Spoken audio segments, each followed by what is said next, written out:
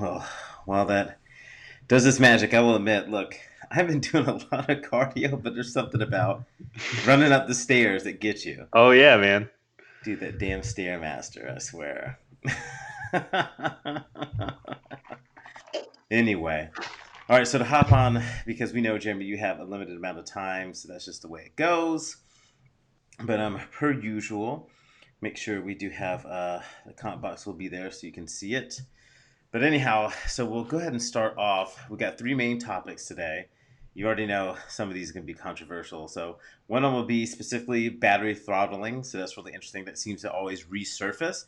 But we are in tech timber, as they say. So I'm not fully surprised on that front. And then the next one is apparently there's an unpatchable iPhone exploit, which I think is very interesting.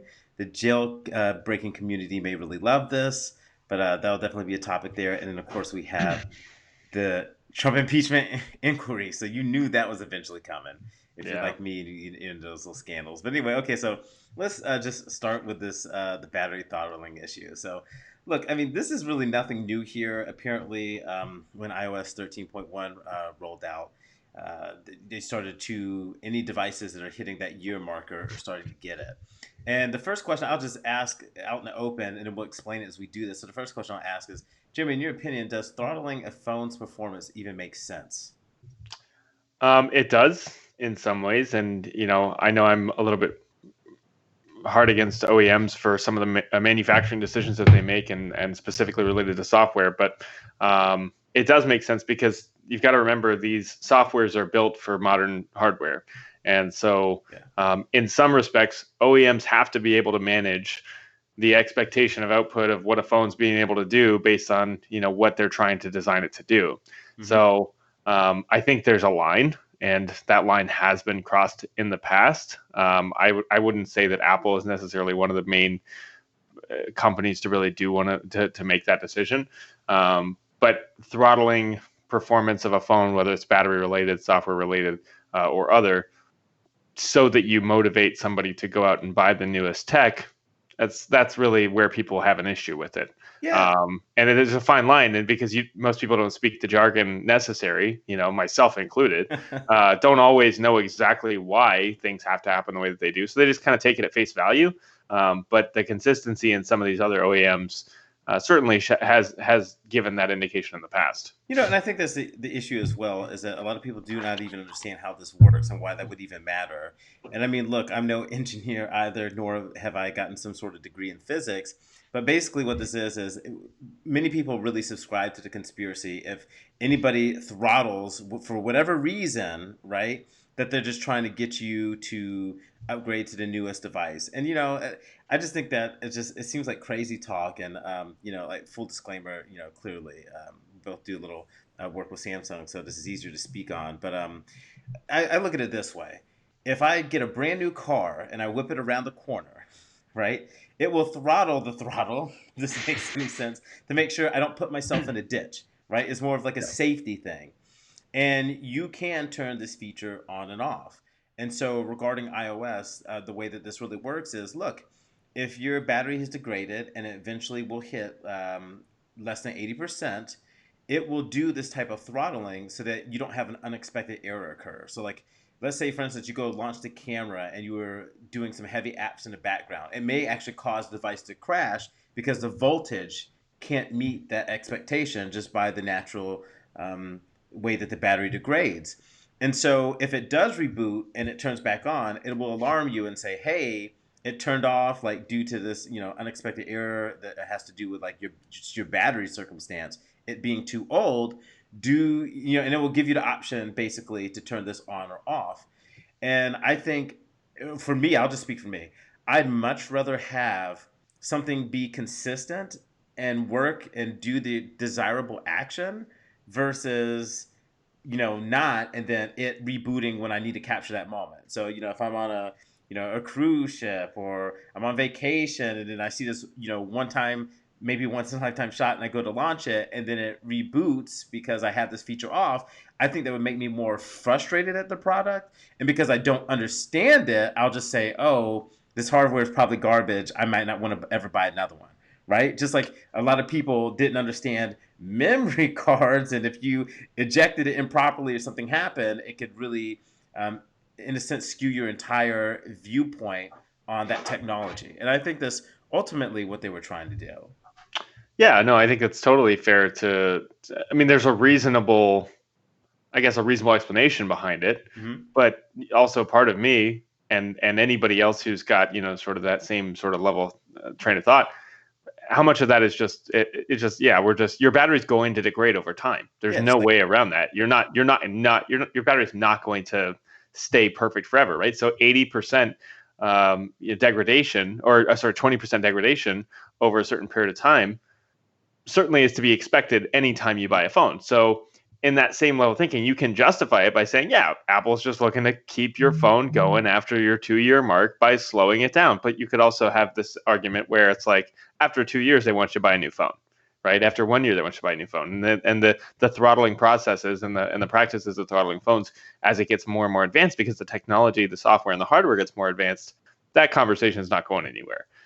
So it really is going to be incumbent on the OEM to make that, I guess, as understandable to the public as possible, if that's really the hill that they're going to die on, to say, and again, this is not just Apple. This is many manufacturers. I mean, even Samsung has been in the news before for similar practices, again, related to they want the phone to work at its full capacity. So they're certainly not going to continue with the same output or level of output for every devices. But we've seen earlier models get a little bit less productive because of that, and people who have those earlier models, they're the ones that get affected. They're the ones that get upset, and they have a right to ask questions.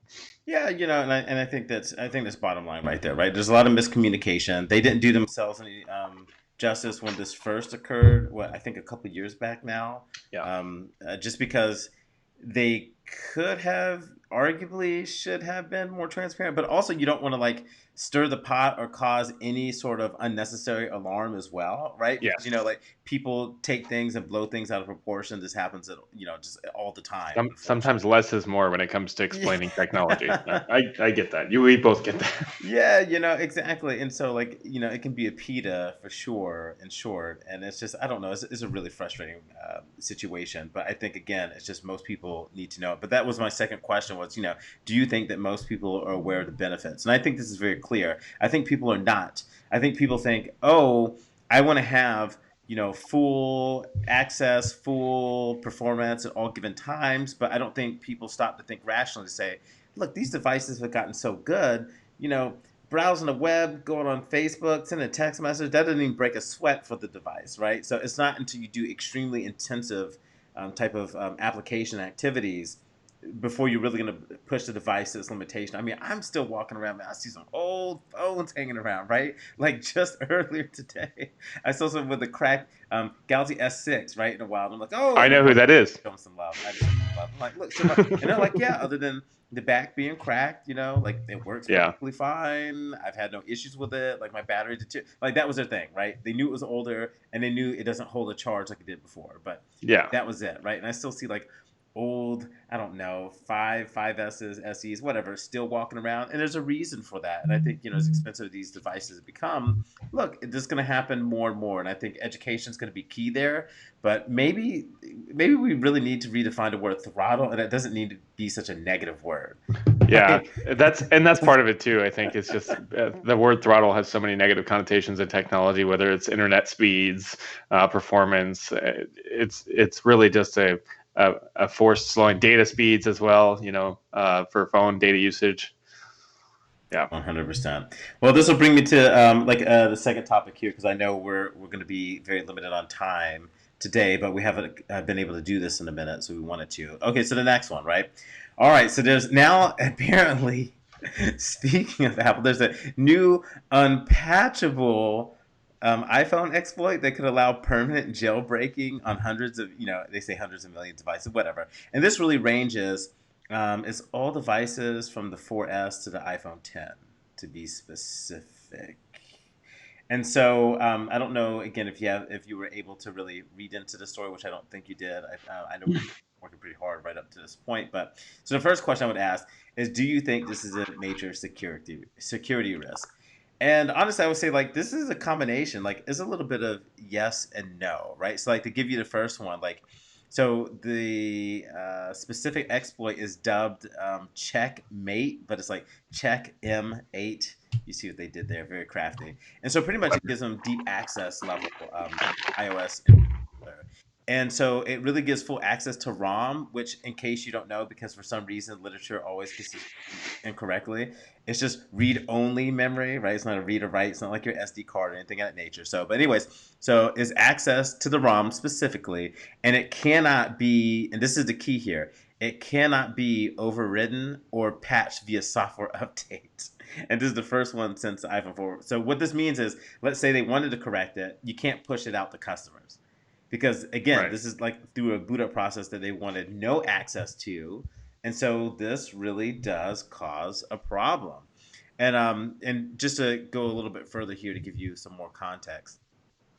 There's no actual jailbreak yet, so this is not necessarily a thing. Like they're just really going in theories here, but I find this very interesting. And do note, and this is why I say like yes and no. This is a tethered type of exploit, meaning that you would have to have physical access via USB to do anything. And it would have to be enabled each time through a computer. So it is not easy to do. You can't do it remotely, and you need a computer to do it each and every time. So I'll pause for a second to take a breath to kind of get some of your thoughts. But I sense some mass hysteria is going to happen. Yeah, I mean, and to be honest, the word jailbreak isn't a word that's crossed my mind in 5 years, but Yeah, especially Android. or rooting or anything, it seems like that's something that was very popular for the early adopters in the Mm-hmm. 2010s to 2012, 13. But it seems like just with the quality of device at this point, when we look back at the reason why people were rooting their phones because they wanted the latest version of Android. People were jailbreaking their phones because they wanted to use Apple devices, which were at one point, restricted to Mm. AT&T. And very They little. wanted to use it on T-Mobile or Verizon or Sprint or what have you.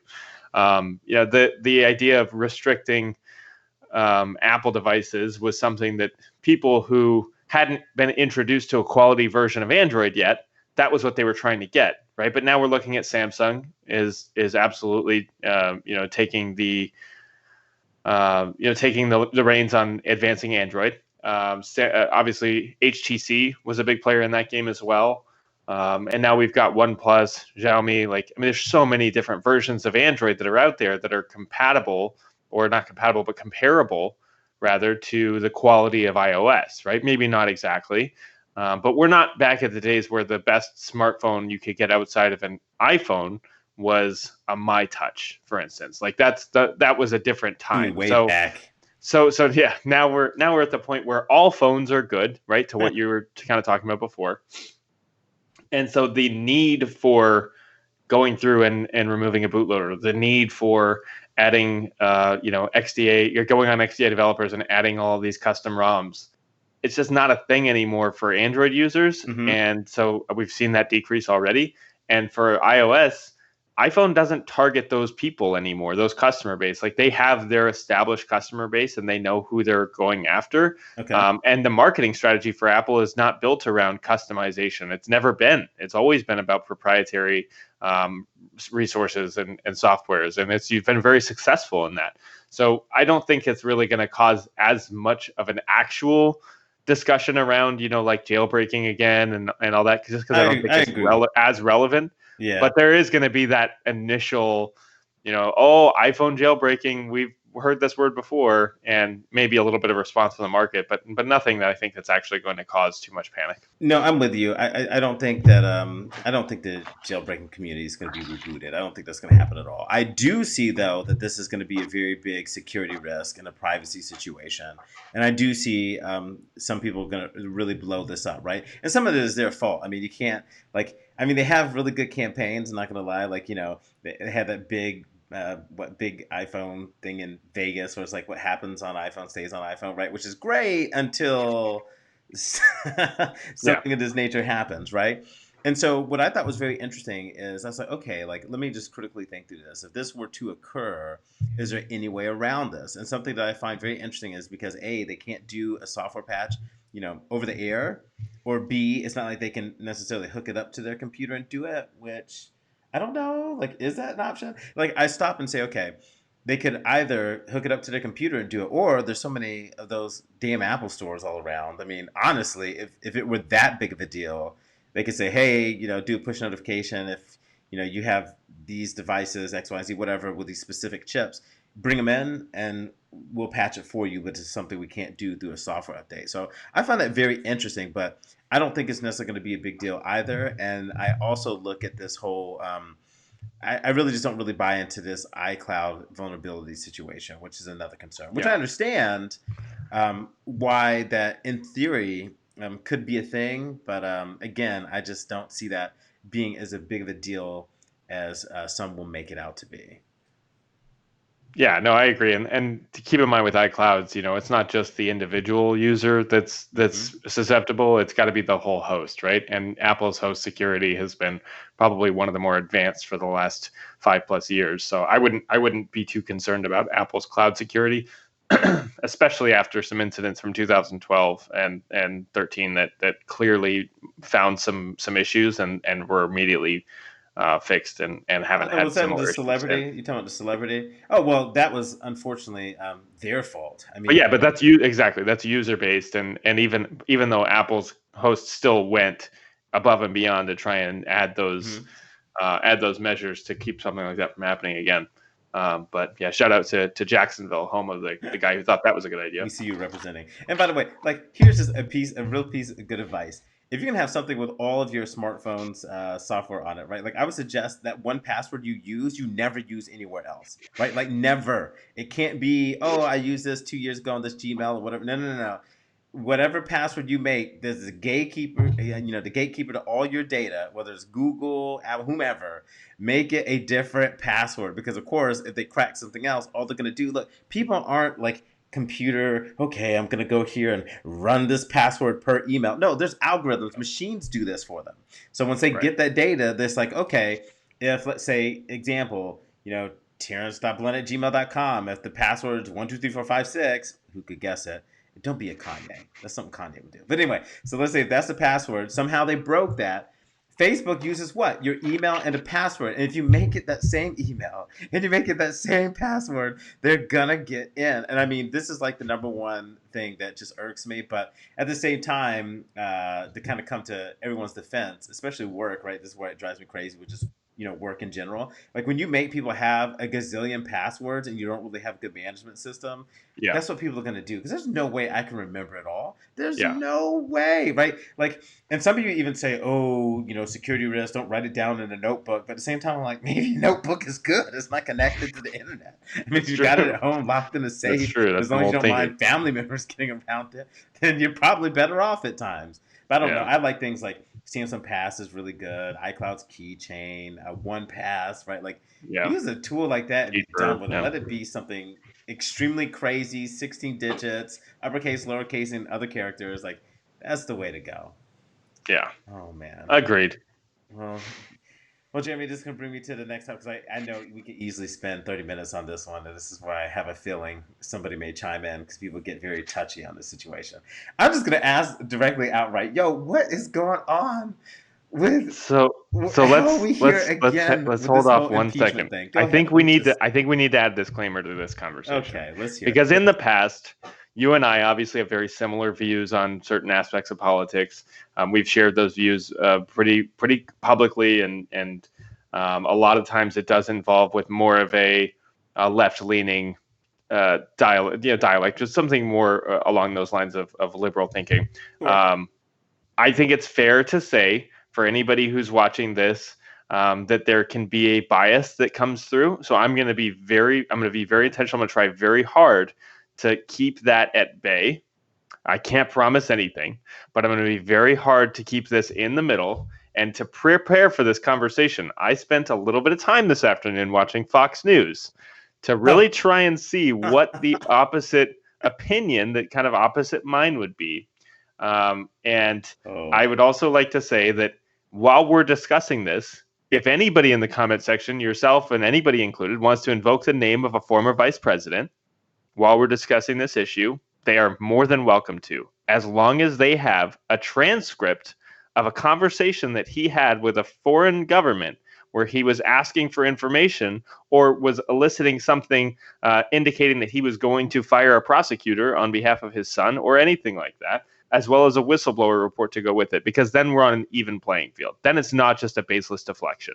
As long as we understand those ground rules, then we can continue this and conversation, one no more, and problem. one more here. And then news flash: all human beings are biased, point blank. Right. The difference is being Absolutely. self-aware enough to know, and also trying to use your common sense to navigate.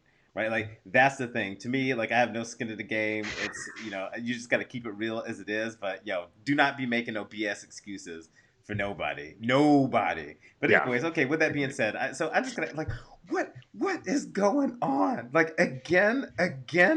Look, in my lifetime, I have never seen a president ever, Republican or Democrat, ever caught in this many scandals. Right? Like this cannot be ignored. Like this dude has issues. Like how? How? Some people might say that it's not that he's been caught in so many scandals, it's that there's just been all of these scandals made up about him, and that there's just all of this conversation. Everything he does cannot be considered as good, it has to be considered as bad. And that none of this really has any water. Those people would Okay. be wrong. There's a lot of there's a lot of examples of these scandals that are absolutely damning, terrifying, concerning as a nation. We can joke about the amount of trouble that this president finds himself in up until the point we realize that it's not a joke. It's not funny that we actually have a president that's facing impeachment for only the fourth time in U.S. history. Yeah. No. No. It's not good. It's And I don't it's think it's a terrifying prospect, yeah, and I and don't think the it's something reasons like for that it. we want, right? Like, let me just be clear on that. Do I like this guy? Yeah, Absolutely not. Like, he's terrible.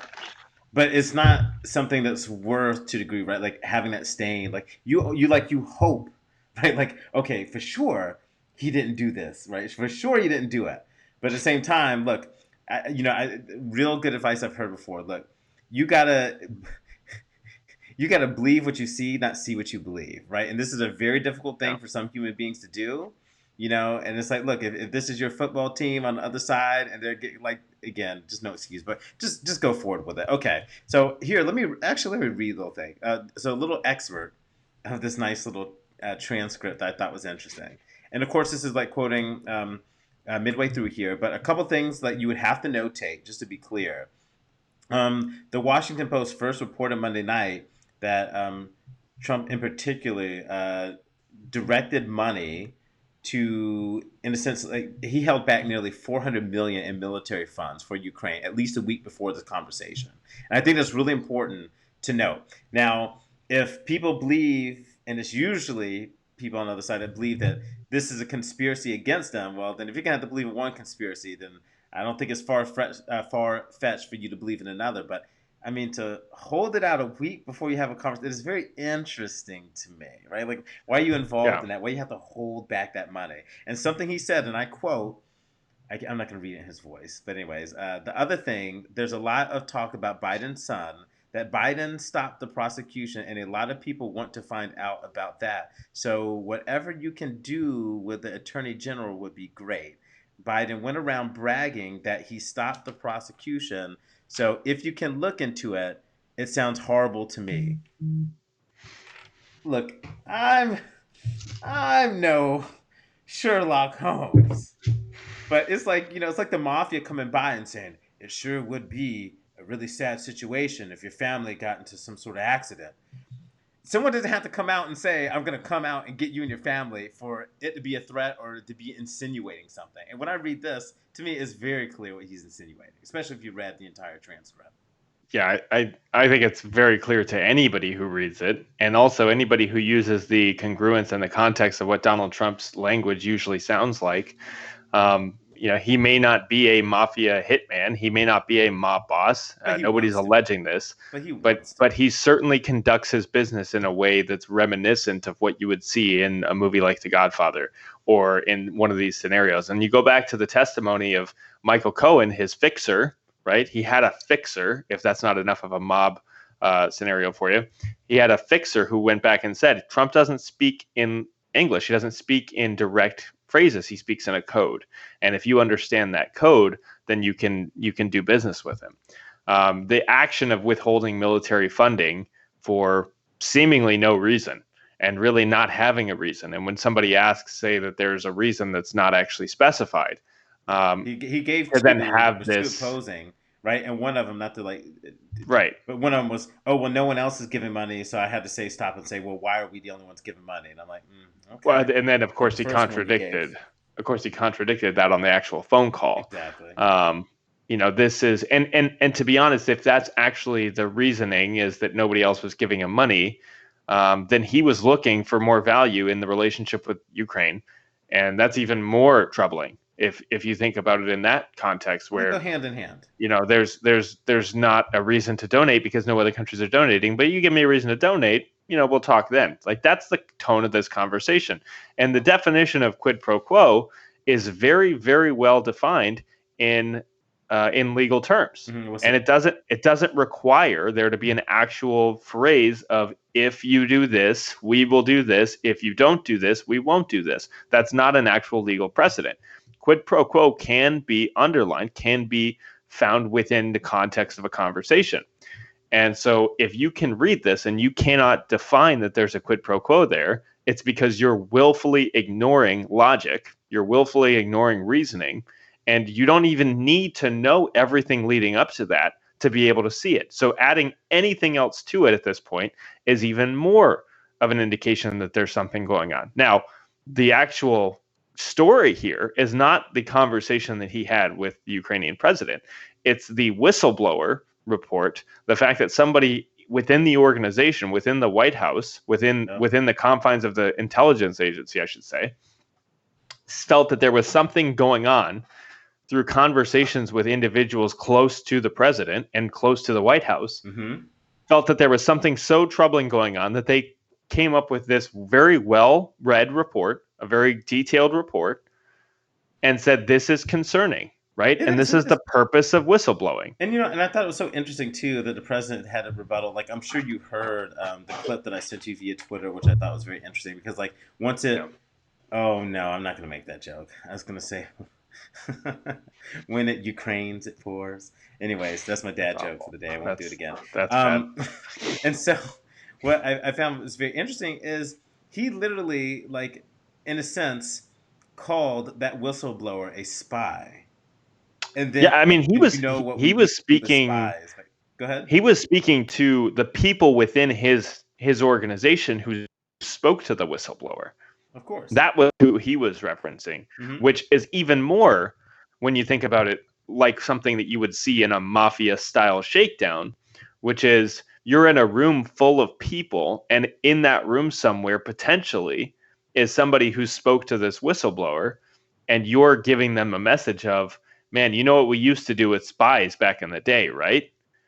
This is a clear, in my mind, it's a clear evidentiary sign of witness tampering. And it's a way to say, if you're going to have to, like, if one of these people came to the whistleblower and said, this is what we see going on, and he's now discouraging anybody else from saying something, and also discouraging the people who did say something from saying more, potentially these people will be called to testify. And they will be put in a place where they're going to have to answer questions. And now they've got hanging over their head the President of the United States saying, basically, man, these people that talk, they should be executed. Yeah, that's witness tampering, and that's another crime.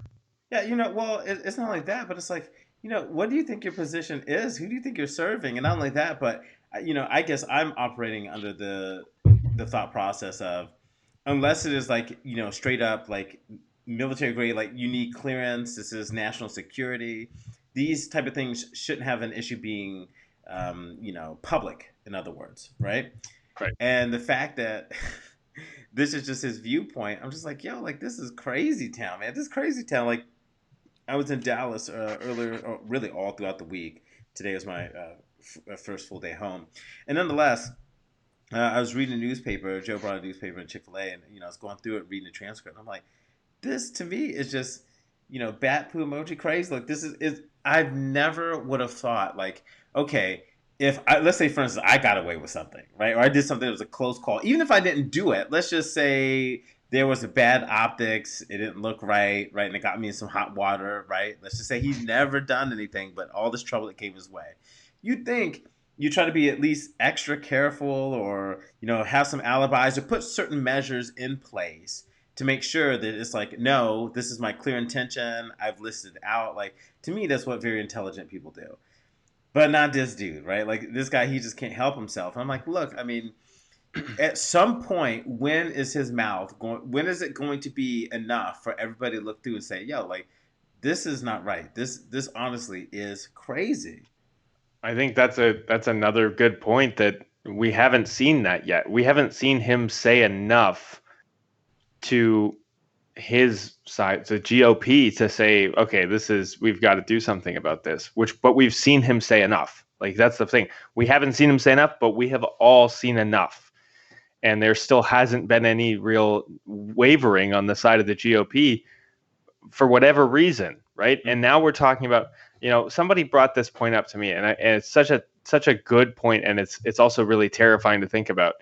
9/11 didn't happen because there was a meeting of Al Qaeda, and they were like, "Hey, we really need to screw over the America really bad. Like, next week we're gonna do this horrible thing." Mm-hmm. Al Qaeda had planned that out for many, many years. There was a lot that went into it. And what's worse, the US government knew about a lot of it. But Yeah. the problem was they didn't communicate with each other. They didn't have an open line of communication because they didn't trust each other. Because at some point, the US government decided that it wasn't important enough for them to be on the same page as opposed to being on the same side. And so what happened? 9/11 happened. Yes. We're talking about the president of the United States directly going against the grain of every politician who's in Washington right now, Well, whether it's not Senate the or House of values. It's not just Representatives. that grain. Is the values that we have, right? Like, Well, exactly, but they're basically doing something that no other elected official would do, in my mind, in good conscience, would do that without knowing it was wrong. yeah, no. There's a very clear And but line half for but most of half us of who have some Congress sort is of still morality. standing behind Yes. him.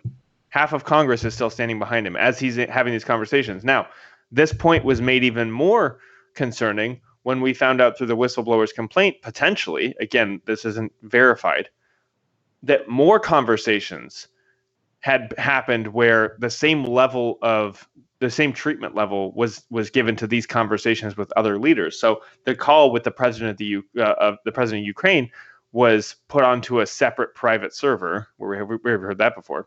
Was put onto a separate private server that was more for classified documents and things that weren't available to many sets of eyes. But her Um, emails, though. this conversation with Ukraine was one of several or multiple calls with other foreign leaders that were handled in this way. So if I'm looking at the transcript of this call, I'm looking at the nature of this call, and I'm thinking, this guy has spoken to Vladimir Putin, he's spoken to Kim Jong Un, he's spoken to China, to Iran. How many of these conversations were politically damaging enough where the lawyers in the White House or the Justice Department teamed up with the lawyers in the White House to say, we can kind of put this one to the side a little bit where it's a little tougher to access, just to keep the president's reputation from going down? I mean, like, this is a really serious allegation made by the whistleblower that could have some very serious consequences if it's not handled properly. Yeah, When you think about Iran, Korea, China, all of these countries, Russia, that Trump has had a very specific amount of contact with, you have to wonder what was said in these meetings and what could come from that if the conversation is so important that it had to be held in private. Yeah, and look, I mean, to me, the message is very clear at this point. We're not going to handle this right. This ship is going to have to sell its course or hit a rock and sink like the Titanic. There's no other way around it. Even just we as a people, right? Like, we've gotten so extreme in our ways that I'm even I have concern. Like, I don't want to see, let's say, like the Democratic side go way extreme as well. When, especially if the nature of Schwarzenegger had like actually a very good like outline of that, right? Like, you got a lot of politicians looking for voters versus the voters looking for the politicians, right? And so between using things like gerrymandering, using all this data, because think about it, like this whole data point, like Facebook and the rest of it, like this is new stuff. and Trump really pioneered that, and he did it beautifully, honestly. Like, he really pulled it off and did a good job on it. And it sounds, innocent to a degree, but I guess the issue I have, this is why things like, anything could be rigged at this point. When you look at like the electoral college, so on and so forth. Like, I just look at this stuff and I think we are so over and beyond. Like, I mean, I have to admit, like, I'm tired sometimes of talking about him. I'm tired of seeing this dude in the news. Like, I don't even like when he pops on my TV. I'm like, yo, get this dude off of my TV. Like, I don't want to see him. I already have to see him so many times, and it's never positive, right? Like, I just wish the image were positive. Like, oh, I wonder what this person's up to. That's never the case. And I think we're really reaping what we're sowing here. In the United States, I think it's going to come back full course, and we're going to have nobody to blame but ourselves. I see this excuse over and over, people battling about, 2020, and I look at this, and when I hear people say, oh, whether they agree or disagree, right? Oh, we should A, go ahead and impeach the dude, or B, no, we don't want to upset anybody. We should just let it play out. And I'm like, wait a minute, like, what are these people doing, right? Both Democrats and Republicans, right? Like, what are they doing that makes them think it's okay to not hold people accountable to that law, right? Because look, I'm nobody special. I go down, drive the street, I break whatever law, like they're gonna be on me. There's nothing's forgiven, right? Right. Even though with enough money, I might get a little slide in there, right? Have a less offensive type of record, or have to do something in lieu of paying full fine or punishment. But it's just the simple fact that we have just gotten to this point now where I think it really sets a bad tone to say, you know what? F the law at this point, honestly. Like, if this dude could do whatever he wants, why He's should the head anybody of the obey any executive sort of branch, law? and he's clearly incapable of understanding the severity of certain crimes that he's committed. And so, yeah, I mean, it's absolutely that's the message that's being sent: is the law is above the law in the United Or the States. president is above the law, right? And He look, and he this is he is the law. That's the thing. He is the and head of the executive branch. He's the head of the Justice Department. yes, and this could go Everything both ways, trickles right? up to him. Like, imagine if you don't, if let's say if you're cool with this now, right? You're cool with this now. You're a Republican, whatever. Well, when a Democrat gets back into office, which ultimately just in time it will, these things shift. How are you going to feel about that then, right? And that's the problem, right? So I keep looking at this like, at some point this has got to be enough. To me, it's reached this point way long ago, and I just lost faith that I just don't honestly. I just don't think we're very smart people. I don't know how else to say it, right? Like, I'm like, how are we here? How are we here? This is just It's insane to yeah, me. that's a tough pill to swallow for sure. And to your point, I think the way that we handle this, the only way that this gets handled properly, is if certain people who have supported the president from the beginning, who have basically set the president, he can do no wrong. If those people identify the actions and overlook the fact that it's who they have been in the corner of, and whatever he can say is damaging to them, to a large number of people. But it starts with those people who have been on his side and in his corner from the beginning, and it trickles down to the people who vote for those people. There's a base in this country that are avid Trump supporters. And I've heard several times on both stations, CNN or Fox News or whatever, I've heard several times that this impeachment inquiry will do nothing to shift the focus of Trump's base. And the unfortunate reality is that's true. Yeah. And you can already see the strategy for the president and his campaign when you see emails that get sent out like this. I don't know if you can read that. Yeah. We just sent President Trump a list of everyone who's contributed towards the Q3 funding goal, and he couldn't believe your name was still missing. I mean, that's the type of gullible person that they're sending these emails to. They're basically finding the least intelligent individuals that are sitting there thinking, "Oh, the president was upset my name wasn't on the list. How can I fix that?" It's comical in some ways, but it's also just it's really upsetting. It's disappointing Sure. So, because there's just not any logic to why people still unequivocally support this person. If this, and I will say this, if okay, this was I'm going to shift in Obama, a second. Go this was ahead. President Obama, Uh huh. I would say the same thing about President Obama that I'm saying about Trump right Of now, course. which is that this is absolutely terrifying. If President Obama was, let's say, Mitt Romney, right, when he was running against President Obama in 2012, Okay.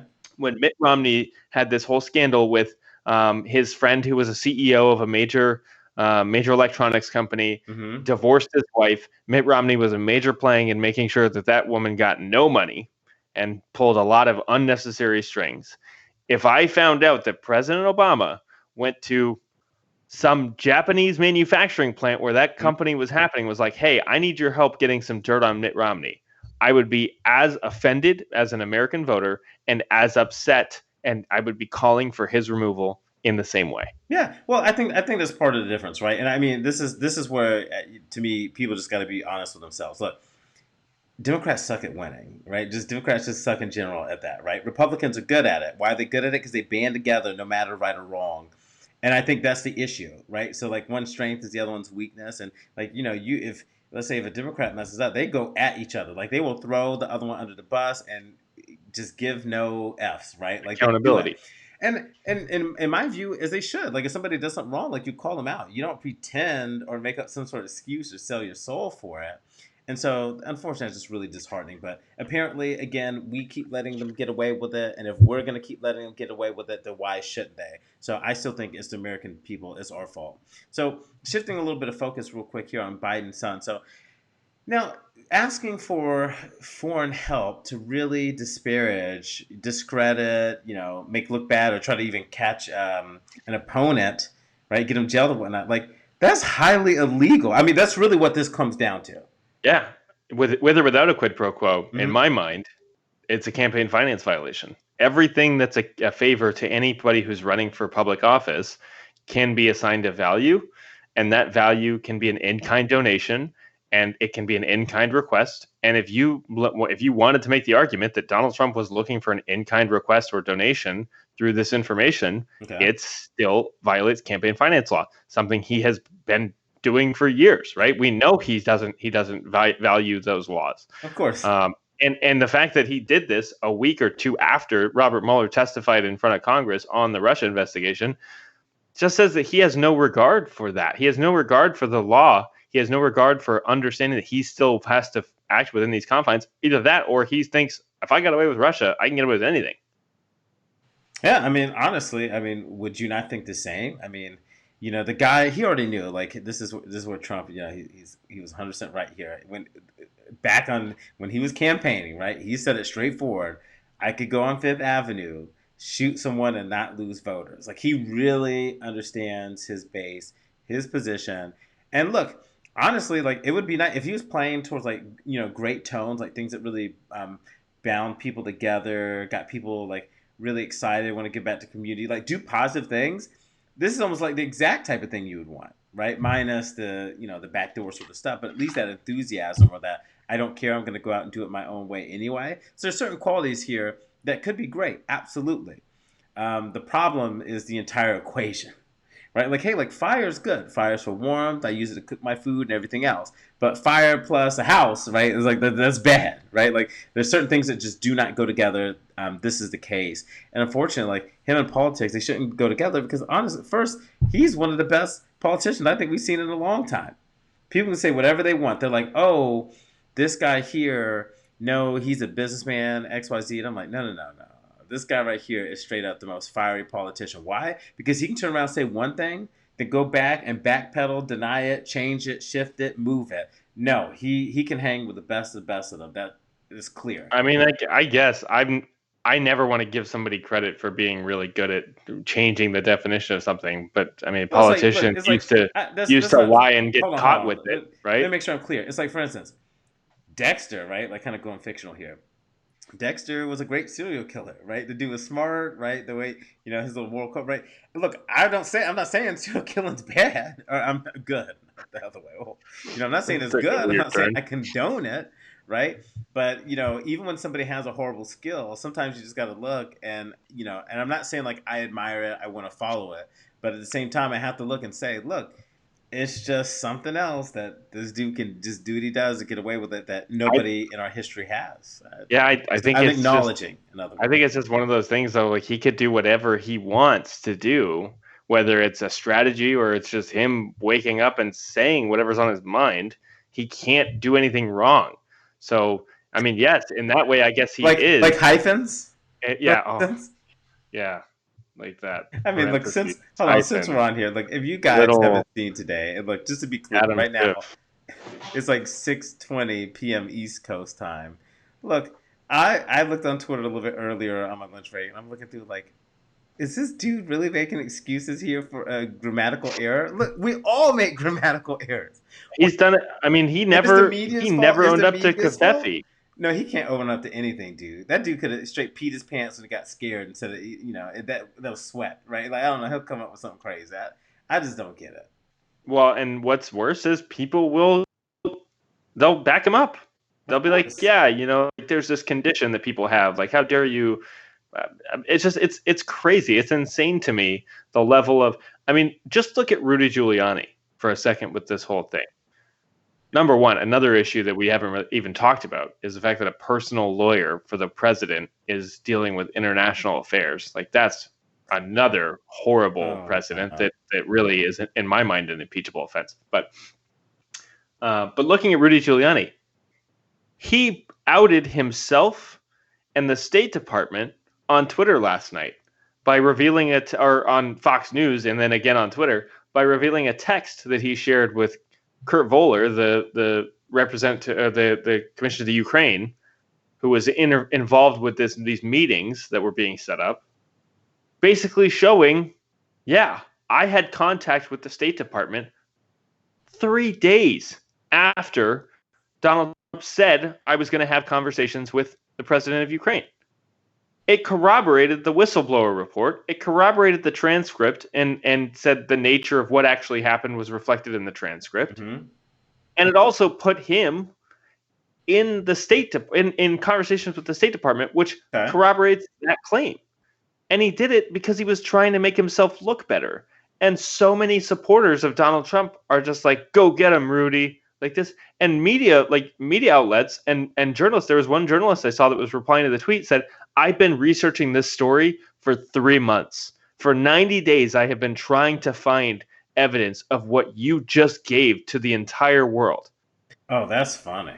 But nobody understands this because the gaslighting is so extreme with this president. He can say anything, and the base, yeah, okay, that makes sense. He said it, so it must be true. We're going to Yeah, I'm pretend to sure. care about this whole thing that happened with Joe Biden 3 years ago because he's now being charged with it. But that's not deflection. That's not a deflection at all. We were always concerned about this, just like we've always been concerned Oh, about the emails. this is my thing, right? Like, every politician's got their thing, right? Like somebody's got something that they did, and I'm personally not here to nitpick on every single mistake that anybody's made because people are going to make mistakes, and I'm cool with that, right? Like I've never had, and I've had people. Well, I guess like I voted Bush twice and then Obama twice, but anyway. So look, if somebody else were to get in, like let's say I don't know, John McCain would have got in during the Obama years, right? Like I think John McCain would have made a great president, honestly, right? I just he wasn't my pick, but I would have never worried about like these type of scandals or anything else. I guess I'm just looking at like, what are we doing? Like this, that's just what I keep coming back to is we're getting to a dangerous point, and I'm part of this problem of where I'm so tired of hearing about it. I just don't want to hear about it. And I say even a lot of his base say, "Oh, I just don't want to hear about it anymore. I just don't want to hear about it anymore." But it's like, but wait, if we go to the voting booth and we don't want to hear about it anymore, but we keep checking people like this in the office, that is extremely dangerous. And I know I had some disagreements with my friends, way back when, but I look at this and some stories I read on like, how I know this is going to seem extreme to some people, but it's just like credit and it's just like weight gain. This didn't happen overnight. I didn't wake up one day and say, oh gosh, I hit 245 pounds. True story. Or, oh, my credit score is now dipped to the low 600s.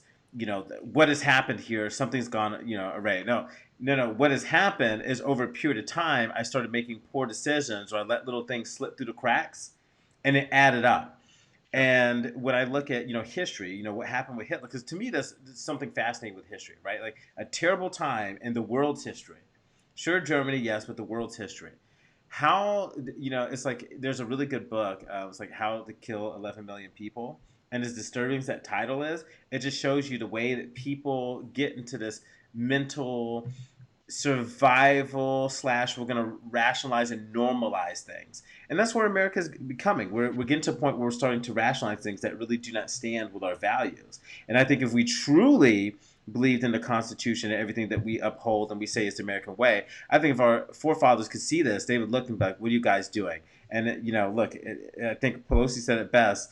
Do we have a republic or a monarchy? And he said, we have a republic as long as you can keep it. And I think this is the true test of time. Can we keep it? And I say I don't know. We'll have to wait and play how this goes. I'm not all doom and gloom.